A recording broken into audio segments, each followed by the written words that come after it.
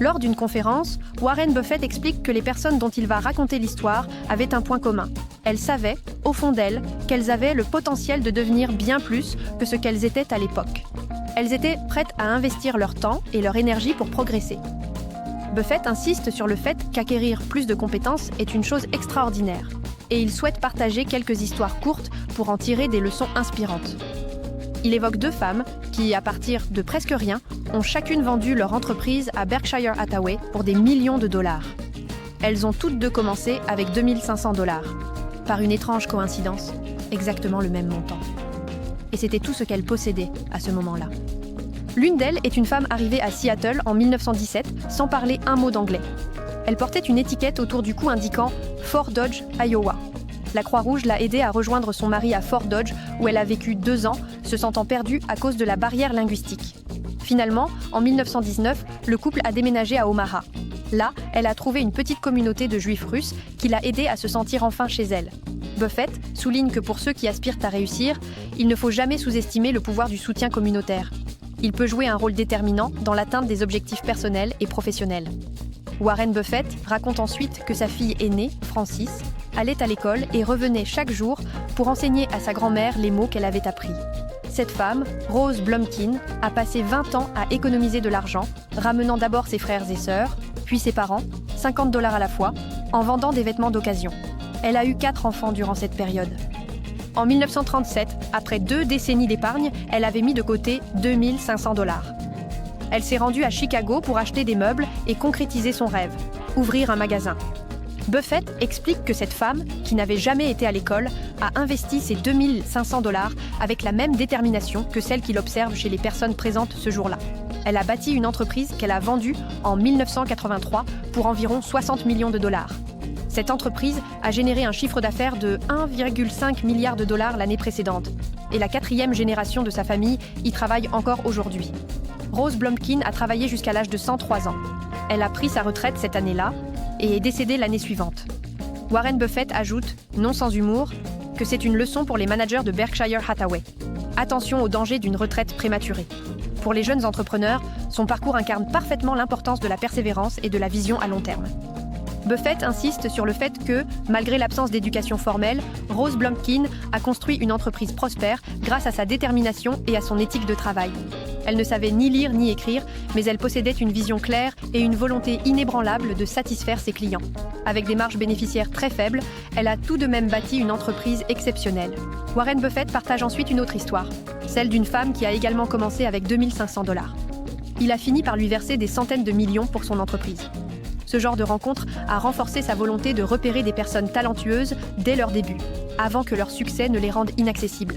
Il poursuit en présentant un autre exemple, celui d'un petit entrepreneur qu'il a tenté d'acquérir. Mais cette fois, l'entrepreneur a décliné l'offre, à raison. Buffett considère que des figures comme Rose Blumkin et Jack Taylor montrent que la persévérance et l'attention portée aux clients peuvent transformer des rêves modestes en réussites éclatantes. À travers ces exemples, il devient évident que l'esprit d'entreprise repose davantage sur la détermination que sur les ressources initiales. Buffett raconte ensuite l'histoire de Jack, un homme né en 1922 qui était un bon athlète mais n'aimait pas l'école. Après 1 an à l'université, il abandonne. Lors de l'attaque de 1941, il tente de s'enrôler dans l'armée de l'air, mais est refusé à cause de son rhume des foins. Il rejoint alors la marine, où il est accepté. Jack sert à bord d'un porte-avions pendant la Seconde Guerre mondiale, pilotant de petits avions et recevant 2 Distinguished Flying Cross. Après la guerre, il retourne dans le Midwest et occupe plusieurs emplois, avant de devenir vendeur de voitures d'occasion dans une concession Cadillac à Saint Louis, Missouri. À 35 ans, après avoir gravi les échelons dans la vente, il propose à son patron de se lancer dans la location de voitures. Le patron accepte à condition que Jack accepte de réduire son salaire de moitié et de trouver 25 000 $, une somme qu'il emprunte. Buffett souligne qu'il faut parfois prendre des risques mesurés et croire en ses idées pour réussir. C'est ainsi que Jack démarre dans le secteur de la location de voitures avec 7 véhicules. Les débuts sont lents.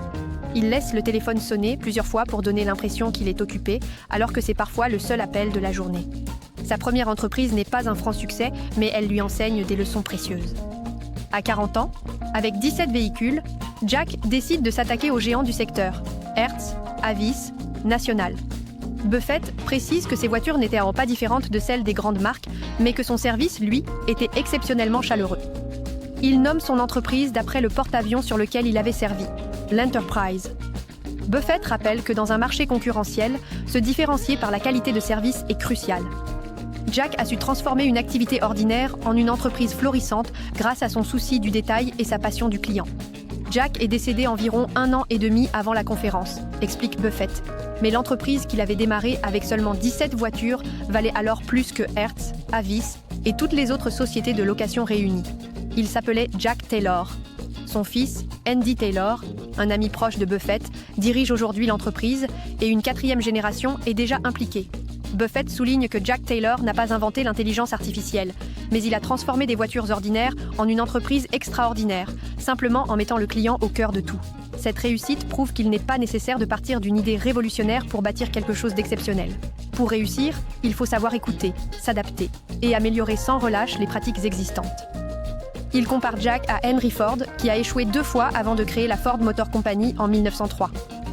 La clé, selon Buffett, est d'apprendre de ses erreurs, de comprendre ses forces et d'identifier ce que l'on peut offrir de spécial au client.